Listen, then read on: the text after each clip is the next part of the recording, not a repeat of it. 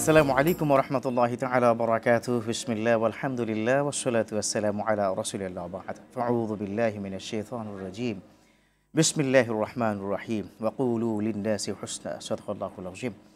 সুপ্রিয় দর্শক, যে যেখান থেকে দেখছেন এই মুহূর্তে আপনাদের প্রিয় চ্যানেল, আপনাদের সকলকে স্বাগত জানাই, মোবারকবাদ জানাই। আমি ডক্টর ফখরুল আশিকি শুরু করছি আপনাদের জন্য আয়োজন, আপনাদেরকে নিয়ে আয়োজন আরটিভির সাপ্তাহিক আয়োজন প্রাণ নিবেদিত প্রশ্ন করুন। প্রিয় দর্শক, অনুষ্ঠানটিতে আপনাদের প্রশ্ন নিয়ে আমরা কথা বলার চেষ্টা করে থাকি এবং প্রতি সপ্তাহে আমরা খুব গুরুত্বপূর্ণ বিষয় নিয়ে কথা বলি। সমাজের মধ্যে সব কিছু দিন দিন উন্নতির শিখরে অবস্থান করছে। মানুষের সম্পদ, মানুষের সম্মান, হয়তো মানুষের শিক্ষা, সংস্কৃতি, বিজ্ঞান সব কিছুই কিন্তু দিন দিন ঊর্ধ্বমুখী, কিন্তু একটা জিনিস দিন দিন নিম্নমুখী, তা হচ্ছে আদব এবং শিষ্টাচার। যার ফলেই পুরো সমাজের মধ্যে এই বিষয়টা খুবই প্রয়োজনীয়তা আছে বলে আমরা আজকের বিষয় নির্বাচন করেছি, আদব ও শিষ্টাচার। এই বিষয়ে যিনি কথা বলবেন এবং এই বিষয়ে খুঁটিনাটি প্রশ্নের জবাব যিনি দেবেন, তিনি বাংলাদেশের প্রখ্যাত একজন আলেমে দ্বীন, ইসলামিক ফাউন্ডেশনের সম্মানিত মুহাদ্দিস ফজিলাতুশ শাইখ মুফতি ডক্টর ওলিউর রহমান খান হাফিজাহুল্লাহ। আসসালামু আলাইকুম ওয়া রাহমাতুল্লাহি ওয়া বারাকাতুহু। প্রিয় দর্শক, আপনি যদি আজকে কোনো প্রশ্ন আপনার থাকে তাহলে আমাদের আরটিভির ভেরিফাইড ফেসবুক পেজে গিয়ে আপনারা লাইভটি দেখুন এবং সেখানে ইনবক্সে প্রশ্ন করুন। চলুন আজকের আদব ও শিষ্টাচার নিয়ে কথা শুনি সম্মানীয় মোহতারামের কাছ থেকে। কেমন আছেন? আলহামদুলিল্লাহ। আমরা কিন্তু একটা আদব দিয়ে শুরু করেছি, এই যে কেমন আছেন, এটা কিন্তু একটা আদবের অংশ। আসলে কি, বিসমিল্লাহির রহমানির রহিম, ওয়া ইযা হাইয়িতুম বিতাহিয়াতিন ফাহাইয়ু বিআহসানা মিনহা আও রুদ্দুহা। আল্লাহ রাব্বুল আলামিন সূরা নিসায় কথাটি বলেছেন যে কেউ যদি তোমাকে সালাম জানায় তাহলে তুমি এর চেয়েও আর উত্তম বাক্য দিয়ে এর জবাব দাও, অথবা অতটুক পরিমাণ বলে দাও চলবে আর কি। জি, তো এটা কিন্তু ইসলামের সৌন্দর্যের একটি অংশ যে মুসলিম পরস্পর দেখা হলে আসসালামু আলাইকুম বলবে।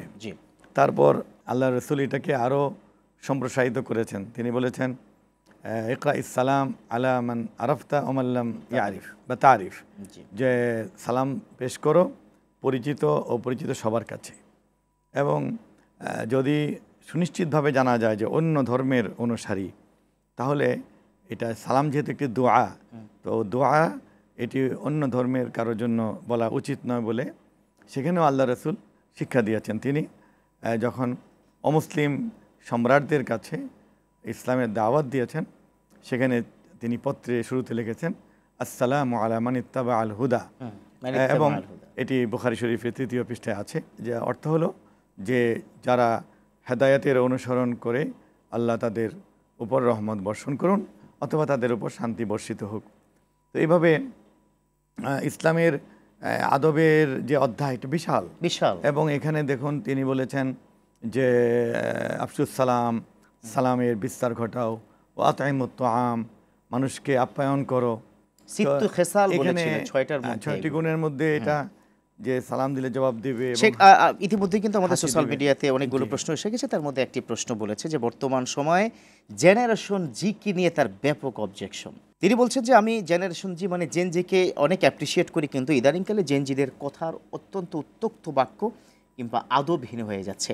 এক্ষেত্রে ইসলামের কোনো ভূমিকা বা কোনো পরামর্শ আছে কিনা? আসলে তো আল্লাহ তাআলা আমাদের নবীজির মাধ্যমে জানিয়েছেন যে যখনই কোনো শিশু, ছেলে হোক মেয়ে হোক, আব্বু আব্বু বা আম্মু বলার মতো বয়সে উপনীত হয়, তখনই তাকে আদব শিক্ষা দিতে বলা হয়েছে এবং আল্লাহর পরিচয় দিতে বলা হয়েছে। নবীজিও বলেছেন যে আদ্দাবানি রব্বি আহসানা তা'দীবি, আমার আল্লাহ রব আমাকে আদব শিক্ষা দিয়েছেন এবং অতি উত্তম আদব শিক্ষা দিয়েছেন। তো এগুলো আসলে আমরা হলো কি যে আমরা নিজেরা পারিবারিকভাবেও শেখাচ্ছি না, আমাদের সামাজিক আচরণের মধ্যেও এগুলো হ্রাস পেয়েছে, আর সবচেয়ে বড় হলো শিক্ষা পাঠ্যসূচি কারিকুলামে এগুলোকে আমরা এখন বলতে গেলে একেবারে বাদ দিয়ে ফেলেছি। এটা কি নৈতিকতা শিক্ষার প্র্যাকটিসের অভাব বলে মনে করছেন? অবশ্যই নৈতিক শিক্ষাটা তো এই ধর্ম থেকে এবং সামাজিক মূল্যবোধ থেকে পারিবারিক দিক থেকে মিলিয়ে এটা হয়ে থাকে। এখন ইসলামের এই যে আদবগুলো, এগুলোকেই কিন্তু আপনি ইসলামের সংস্কৃতি বলতে পারেন, কারণ আল্লাহ রাসূল সাল্লাল্লাহু আলাইহি ওয়াসাল্লামের সুন্নাহগুলির দ্বারা সাহাবায়ে কেরামের আচরিত জীবন যাপিত জীবনের অংশগুলি কিন্তু সংস্কৃতি। এখন দেখুন যে আমাদের আগের জেনারেশন যা করেছেন তারা কিন্তু এর আগে থেকে শিখেছেন এবং এটা পরম্পরায় এসেছে। এদেরকে এক কথা কোরআনে সালেহীন বলা হয়েছে, যে উত্তম আদর্শ পোষণকারী বা ধারণকারী ব্যক্তিবর্গ বা সৎ ব্যক্তিবর্গ, নেককার, এই আমরা বলি। তো এখন এই যে সালামের বিষয়টা কত বড়, যে আল্লাহ রাসূল সাল্লাল্লাহু আলাইহি ওয়াসাল্লাম তিনি শিক্ষা দেওয়ার জন্য শিশুদেরকে সালাম দিতেন, এবং তিনি বাসায় গিয়ে সবাই তার বয়সে জুনিয়র, তিনি ঘরে গিয়ে সালাম দিতেন। এবং এই ঘটনাও তো আছে যে সকল স্ত্রীরা একদিন সিদ্ধান্ত নিয়েছে নবী সাল্লাল্লাহু আলাইহি ওয়াসাল্লামকে আগে সালাম দিবেন, কিন্তু সেখানে হেরে গেছেন, পারেননি। এখন আমরা সালামের বিষয়টা শুধু বলতে চাচ্ছি যে আমাদের নতুন প্রজন্ম এবং যাদের আলোচনা আপনি করলেন জেনজি, তাদের মধ্যে অন্য ধর্মের বা সারা পৃথিবীর জেনজিদের মতো হলে হবে না।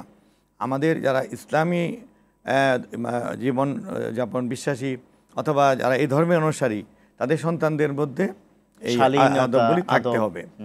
এখন এগুলি কি যদি আমরা সংক্ষেপে বলি, যে তারা সালাম দিবে, তারা বড় বয়োজ্যেষ্ঠদেরকে দেখে একটু নড়ে চড়ে বসবে, তারা যদি দেখে যে সিনিয়র সিটিজেন একজন এসেছেন তাহলে গাড়িতে সিট ছেড়ে দিবে, চেয়ার থাকলে চেয়ারটা ছেড়ে দিবে। এবার নবীজি বলেছেন যে চাচাদেরকে বাবার মতো মর্যাদা দাও, তাহলে চাচা যারা বাবার বন্ধু তাদেরকে সেটা দিতে হবে। এরকম মায়ের বান্ধবীদেরকে মায়ের সম্মান দিতে হবে। তারপর তাদের যে কথা বলার সময় যে অঙ্গভঙ্গি, সেটা অনেক বিনীত হতে হবে। তারপরে আপনার এদের চলাফেরা, উঠা বসা, এটার মধ্যে শালীনতা আসতে হবে। আমরা দেখেছি যে এগুলো কে শিখাবে, মানে আপনি তো বলছেন খুব জেনারেলি, এই দায়িত্বটা আসলে, এই দায়িত্বটা পারিবারিক, প্রথমত পিতামাতার। কারণ নবীজি বলেছেন যে হিদনুল উম্মাহাত মাদ্রাসাতুন লিল বানিন ওয়াল বানাত, যে ছেলে মেয়েদের প্রথম বিদ্যালয় হলো মায়ের কোল। তাহলে প্রথমত মা শিখাবেন, তারপরে একা মা শিখিয়ে পারবে না। এখন মা যদি বলে যে সালাম দাও, ডান হাতে খাবারটা নাও, তারপরে বড়দেরকে দেখে কথা কম বলো অথবা হাসি ঠাট্টা করো না, সত্য কথা বলবে। আর অন্যরা যদি পরিবারের অন্য সদস্যরা তাদেরকে বিপরীত শেখায় অথবা সে স্কুলে গিয়ে বিপরীত শেখে, তাহলে যেটা বেশি শুনবে সেটাই শিখে ফেলবে। এই জন্য এটা কিন্তু এককভাবে পরিবেশ তৈরি করতে হবে, পুরো মানে অভিভাবক, ওদিকে আপনার স্কুল, হ্যাঁ, বিদ্যালয় এবং মাদ্রাসা, সমাজ, সবাই মিলে শিখাতে হবে। বেশ কিছু প্রশ্নের মধ্যে একটা প্রশ্ন এসেছে, এটা আবার জেনারেশন জি এর প্রশ্ন, যে পিতামাতার কথা আপনারা দুজন বলছেন, সেই পিতামাতাই যদি আমাদেরকে মানে আদব শিক্ষা দিয়ে নিজেরা যদি অন্য স্টাইলে আচরণ করে, তাহলে সেটার জন্য কি জবাব আছে আপনাদের? এটা তো চলবে না, কারণ আল্লাহ তাআলা তো এটা বলেছেন যে তানসাউনা আনফুসাকুম আতা'মুরুনা বিল মারুফ ওয়া তানসাউনা আনফুসাকুম, যে তোমরা মানুষদেরকে বা অধীনস্থকে ভালো শিক্ষা দিবে আর নিজেরা ভুলে থাকবে, নিজেরা বিপরীত করবে, এটা হবে না। আর আরেকটা তো লিমাতাকুলুনা মা লা তাফআলুন, এমন কথা কেন বলছো যেটা তুমি নিজে করো না, বা যা করো তা কেন বলো না। এখন এই সবগুলো মিলিয়েই ইসলামের মেসেজটা হলো যে আমি যদি আজকে আমার সন্তানকে ভালো শিক্ষা দেই, তাহলে বৃদ্ধ বয়সে তারা আমাকে সম্মান করবে এবং তাদের দেখে অন্যরা শিখবে। এগুলোর কিন্তু মানে এড়িয়ে যাওয়ার সুযোগ নেই, কারণ একটা প্রাকৃতিক বিচার আছে, ন্যাচারাল জাস্টিস বলে, যে কেউ তার অহংকার দিয়ে, তার এখন তারুণ্য, সে একটা বেয়াদবি করে চলে গেল, সে প্রভাবশালী মানুষের ছেলে শিক্ষককে আদব করলো না। আমরা দেখেছি ইউনিভার্সিটিতে শিক্ষকদের জন্য একটা লিফট থাকে, আর অন্য লিফটগুলো বা সিঁড়িগুলো স্টুডেন্টদের। তো অনেক সময় নাকি ছেলেরা দৌড় দিয়ে গিয়ে স্যারদের লিফটে ঢুকে যায় এবং শিক্ষককে ধাক্কা দিয়ে চলে যায়, কারণ সে মনে করে কি যে উনি তো আমার ডিপার্টমেন্টের শিক্ষক নয়। এই যে মানুষের মনে ব্যথা দিল যে নিজে যার কাছে পড়েছি শুধু তিনি শিক্ষক, এটা ঠিক নয়। একটা শিক্ষক মানে পুরো জাতির যে শ্রেণী শিক্ষক সবাই আমার শিক্ষক, এটা মনে করতে হবে। শুধু বিশ্ববিদ্যালয় না, শুধু মাদ্রাসা নয়, যে উনি কোনো মাদ্রাসার অধ্যাপক, উনি কোনো মাদ্রাসার মুহাদ্দিস, উনি কোনো মাদ্রাসার শিক্ষক, তাহলে আমাদের সবারই শিক্ষক, এটা মনে রাখতে হবে। জি, আমরা আলোচনা শুনবো একটা ছোট্ট বিরতির পর ইনশাআল্লাহ তাআলা। প্রিয় দর্শক, দেখছেন আপনাদের প্রিয় চ্যানেল আরটিভির সাপ্তাহিক আয়োজন প্রাণ নিবেদিত প্রশ্ন করুন। নিচে ছোট্ট বিরতি, ফিরছি কিছুক্ষণের মধ্যেই।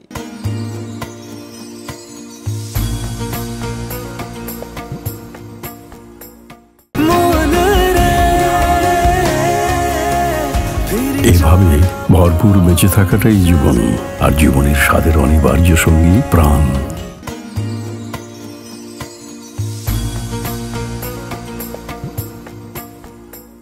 আলহামদুলিল্লাহ, প্রিয় দর্শক, ফিরে এলাম বিরতির পর। আমাদের সাথে থাকার জন্য ধন্যবাদ। দেখছেন আপনাদের প্রিয় চ্যানেল আরটিভির সাপ্তাহিক আয়োজন প্রাণ নিবেদিত প্রশ্ন করুন। আলোচনা করছিলাম আদব ও শিষ্টাচার। এ বিষয়ে কথা বলছেন ফজিলাতুল শেখ মুফতি ডক্টর অলিউর রহমান খান। চলুন আমরা তার কাছ থেকে আবারও আলোচনা শুনি। বেশ কিছু প্রশ্নের মধ্যে একটা প্রশ্ন এসেছে, অনেকে আছে যে আমার ছেলে আদববান হলেই চলবে।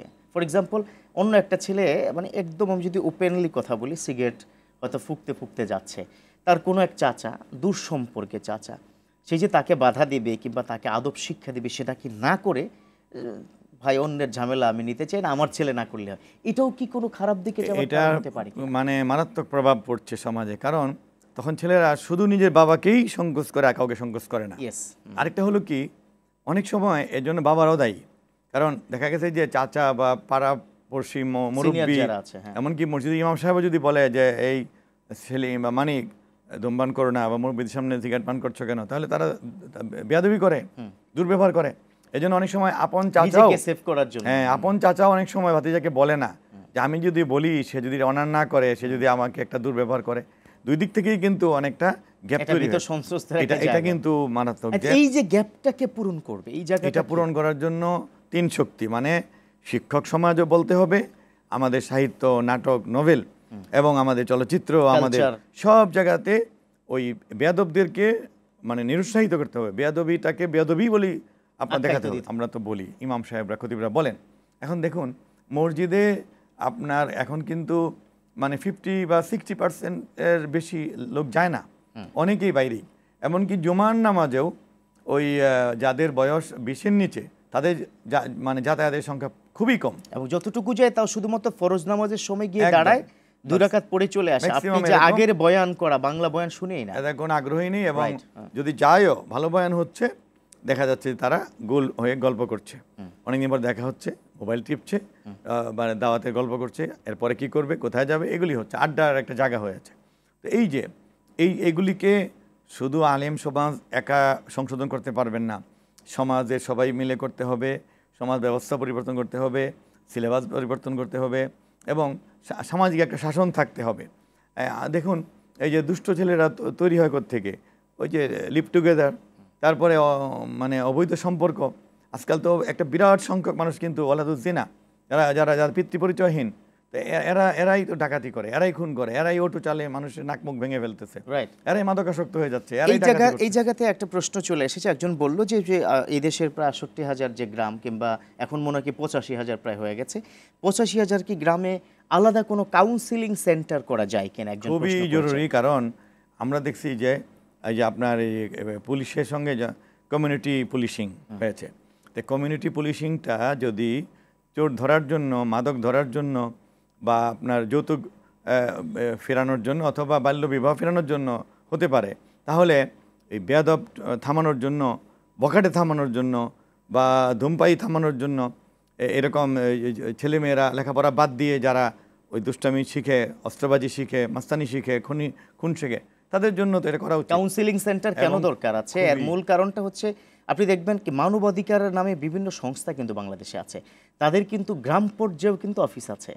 তার মানে আবার হচ্ছে বাল্য বিবাহ বা যৌতুক প্রথা, কিংবা এই যে আপনার আমরা যে কথাগুলো প্রায় বলি যে সন্তান যে একের বেশি নয়, এই জাতীয় নানামুখী ছোট ছোট কিন্তু সংস্থা আছে। তো এই কাউন্সিলিং সেন্টার করে সন্তানদেরকে আদববান বানানোর জন্য এই মুহূর্তে রাষ্ট্রীয় দায়িত্ব নেওয়া দরকার আছে কিনা? যে অবশ্যই দরকার আছে, এবং রাষ্ট্রের কিন্তু 4-5টা মন্ত্রণালয় আছে যে নাগরিকদেরকে মানুষ বানানো। যেমন দেখুন, আপনি শিক্ষা মন্ত্রণালয়, প্রাথমিক শিক্ষা, গণশিক্ষা, ধর্ম মন্ত্রণালয়, সমাজ কল্যাণ মন্ত্রণালয়, স্বরাষ্ট্র মন্ত্রণালয়, তো 5-7টা মন্ত্রণালয় তো তাদের মানবিক মূল্যবোধ বাড়ানোর জন্য অর্গানোগ্রামেই কাজগুলি আছে। কারণ আপনি নাগরিক যদি ভালো না হয়, তাহলে ম্যানহোল চুরি হবে, নাগরিক ভালো না হলে রোড অ্যাক্সিডেন্ট হবে, নাগরিক ভালো না হলে ডাকাত তৈরি হবে, তাহলে আপনার দেশের নিরাপত্তা অনেকটাই তো নির্ভর করে মানুষের উপর। আপনি তো অনেক বড় একটা মসজিদের খতিব, অনেক সময় আপনাদের মুসল্লিরা কিন্তু আপনাকে প্রশ্ন করে, হুজুর আমার ছেলেটা কলেজে পড়ে, একটু দোয়া করবেন, আমার কথা শুনে না। এখন দোয়া দিয়ে কি সন্তানের শোনানো যায়, নাকি ছোটবেলা থেকে তাকে কাউন্সিলিং করে বা তার সাথে বন্ধুত্বপূর্ণ সম্পর্ক রেখে? উভয়টাই লাগবে, কারণ দোয়া কখন চায়? অবাধ্য হয়ে যাওয়ার পরে চায়। আগে কখনো বলে না যে হুজুর আমার একটা ছেলে হয়েছে, বয়স 4 বছর, কি করব? তখন কিন্তু স্কলাস্টিকে ভর্তি করে দিয়েছে বিভিন্ন জায়গায়। পরে যখন এলোমেলো শুরু হয়েছে, বাবার সঙ্গে বেয়াদবি করে, মার কথা শুনে না, দুধ খায় না, ভালো জিনিস খায় না, খারাপ জিনিস খেতে চায়, তখন এসে দোয়া চায়, এটা নয়। শুরু থেকেই তাকে আদব শেখাতে হবে এবং পাশাপাশি দোয়াও করতে হবে। এই দোয়াটা হলো রব্বানা হাব লানা মিন আজওয়াজিনা ওয়া যুররিয়াতিনা কুররাতা আয়ুন ওয়াজআলনা লিল মুত্তাকিনা ইমামা। 5 ওয়াক্ত নামাজের পর পিতা মাতা উভয়ে কায় মনোবাক্যে আল্লাহর সামনে, আল্লাহ আমাদেরকে এমন স্ত্রী সন্তান দান করুন যারা আমার চক্ষু শীতলকারী হয় এবং সমাজের নেতা হয়। এই দোয়ার পাশাপাশি দাওয়া লাগবে, মানে সর্বাত্মক চেষ্টা চালিয়ে যেতে হবে। বাবা মারা বাসায় এসে বেশিরভাগই এখন তারা শ্রমজীবী অথবা পেশাজীবী অথবা চাকরিজীবী, এসে তারা নিজেদের নিয়ে ব্যস্ত থাকেন। এসে নিজেরা ফ্রেশ হয়ে কেউ মোবাইল দেখছেন, কেউ টেলিভিশন দেখছে, কেউ গল্প করছেন, কেউ হয়তো মসজিদে গিয়ে আল্লাহ আল্লাহ করতেছেন। সবগুলি সমন্বয়ে কিন্তু করা উচিত, ছেলে মেয়েদের সময় দেওয়া উচিত, যে তোমার পাঠ্য বই কি পড়ছো, তোমার নৈতিকতার জন্য কি পড়ছো, কোন বন্ধুদের সাথে মিশে দেখতে হবে, এবং তুমি ইসলামের শিক্ষা কি নিচ্ছে কিনা, কোরআন পড়ে কিনা, হাদিস পড়ে কিনা, সাহাবায়ে কেরামের জীবনী পড়ে কিনা, হায়াতে সাহাবা পড়ে কিনা। তারপরে আমল আখলাকের জন্য আমাদের পূর্বপুরুষদের অনেক ঘটনা আছে যেগুলি মানুষকে অনুপ্রাণিত করে, এগুলি পড়তে হবে। গুড। এখানে বেশ কিছু প্রশ্নের মধ্যে একটা প্রশ্ন যে আপনারা এতক্ষণ আলোচনা করেছেন, শিশু যারা অর্থাৎ 3 বা 2 বছর বয়সী শিশুদেরকে আমরা দেখি বাসায় মোবাইলে কিংবা টেলিভিশনে কার্টুন দিয়ে বা বিভিন্ন সিরিজ, ভিডিও, অ্যানিমেশন দিয়ে ছেড়ে দিয়ে খাবার খাওয়ানো হয় কিংবা তাকে রেখে দেওয়া হয়, পিতামাতা অন্য কাজে ইনভলভ থাকে। এটা তাকে অন্য কোনো দিকে ডাইভার্ট করছে কিনা, তার ব্রেইনটাকে ধ্বংস করে দিচ্ছে। কারণ আমি একটা প্রশ্ন করি এই বর্তমান প্রজন্মের এই পিতামাতাকে, যে আজ থেকে 20-30 বছর আগে যখন মোবাইল ছিল না তখন পৃথিবীর এই শিশুগুলি কিভাবে খেয়েছে, বা তখনকার মায়েরা তাদেরকে কিভাবে খানা খাইয়েছে, সেও পদ্ধতি অবলম্বন করেন। এখন একটু আরামের জন্য সেই ধৈর্য কি আমরা এখন ছবি দেখছে, বাচ্চা খাচ্ছে না, ওকে থামাও। এই যে থামানোর জন্য যে দেওয়া হচ্ছে, এটা কিন্তু ডিভাইসটা একটা হলো এটার প্রযুক্তির কারণে ক্ষতি হচ্ছে।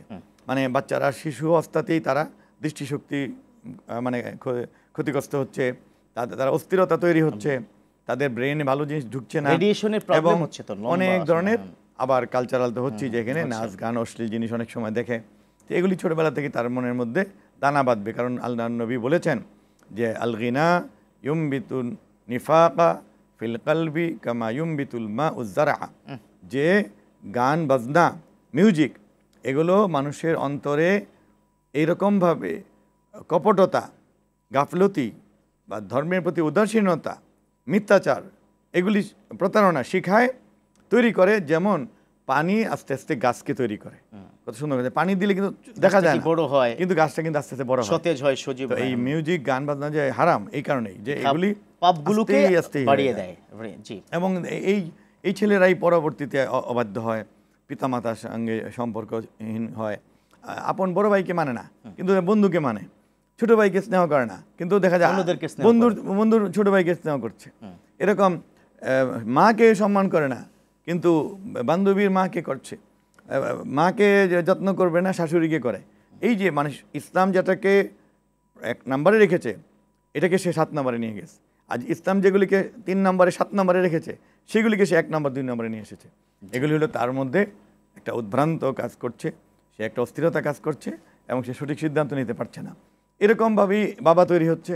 এখন বাবাই যদি ছেলেকে বলে যাও গোল্ড লিফট নিয়ে আসো, তাহলে তো বাবা তাকে ধ্বংসের হাতে ঠেলে দিবে। আমি তখন বলছিলাম যে এটা করা যাবে। সিনিয়ররা যদি জুনিয়রদেরকে শিক্ষা না দিয়ে সিনিয়রদের সামনে বা জুনিয়রদের সামনে যদি সিনিয়ররা কোনো অপরাধ করে, সেটাতে সমাজে আরো বাজে ইম্প্যাক্ট পড়ে না? আরেকটা ছোট্ট বিরতি নিয়ে ইনশাআল্লাহ আলোচনা ফিরবো। প্রিয় দর্শক, এই পর্যায়ে নিচ্ছে আবারও ছোট্ট করে বিরতি, ফিরছি কিছুক্ষণের মধ্যেই।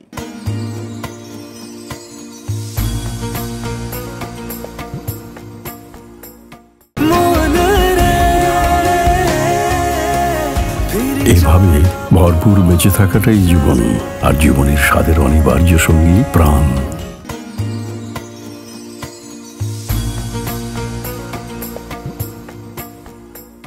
আলহামদুলিল্লাহ, প্রিয় দর্শক, ফিরে এলাম বিরতির পর। আমাদের সাথে থাকার জন্য ধন্যবাদ। দেখছেন আপনাদের প্রিয় চ্যানেল RTVর সাপ্তাহিক আয়োজন প্রাণ নিবেদিত প্রশ্ন করুন। আলোচনা শুনছিলাম ডক্টর ওয়ালিউর রহমান খানের কাছ থেকে আদব এবং শিষ্টাচার নিয়ে। আপনার পরিবারটা কীভাবে আপনি চালাবেন, আপনার সমাজকে কীভাবে আদব এবং শিষ্টাচারের মূল্যবোধ তৈরি করবেন, সে বিষয় নিয়ে চলুন আমরা আবারও আলোচনায় ফিরি।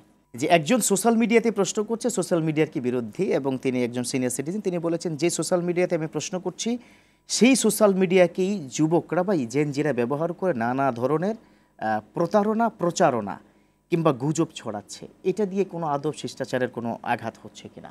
এটা মারাত্মকভাবে দেশকে ধ্বংসের দিকে ঠেলে দিতে পারে। দেখেন, এই সমস্ত প্রযুক্তি উন্নত দেশে তো আরও 20 বছর 30 বছর আগে পরিচালিত হচ্ছে, চলমান, কিন্তু তাদের আইন কানুন কঠিন।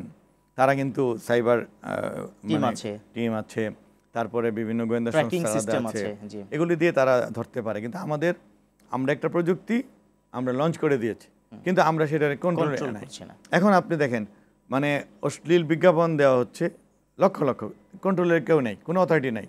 মিথ্যা দেওয়া হচ্ছে, ধরা যাচ্ছে না। এরকম আপনি ব্যবসা বাণিজ্যের দাম দিয়ে অনলাইন বিজনেস প্রতারণা হচ্ছে, যৌনতা ছড়িয়ে দেওয়া হচ্ছে, নানান ভাবে মানুষকে আপনার চোখ, কান এবং তাদের আমল ধ্বংস করে দেওয়া হচ্ছে, দেখার কেউ নেই। আবার অন্য দিক থেকে ওই রাজনৈতিক তর্ক বিতর্ক, মিথ্যা গুজব, ফেক আইডি করে একজন মানুষের চরিত্র হরণ করে দেওয়া হচ্ছে, একজন ভালো মানুষকে তোহমত দেওয়া হচ্ছে। অথচ কোরআনে আল্লাহ বলেছেন যে ইন্নাল্লাযীনা, যারা মানে অশ্লীলতা ছড়ায়, ইউহিব্বুনা আন তাশিয়া আল ফাহিশা, যারা অশ্লীলতা অথবা অশ্লীল কোনো বিষয় বানিয়ে ছড়ায় অথবা অশ্লীলতা নেই কিন্তু অপবাদ ছড়ায়, তাদের জন্য দুনিয়াতে লাঞ্ছনা এবং পরকালে শাস্তি আছে। তো এগুলি কেউ শোনানো হচ্ছে না। এই পয়েন্টে একটা প্রশ্ন এসে গেছে অলরেডি। একজন বলেছে বর্তমান তো বিশ্বের সবচেয়ে উন্নত প্রযুক্তি হচ্ছে এআই প্রযুক্তি।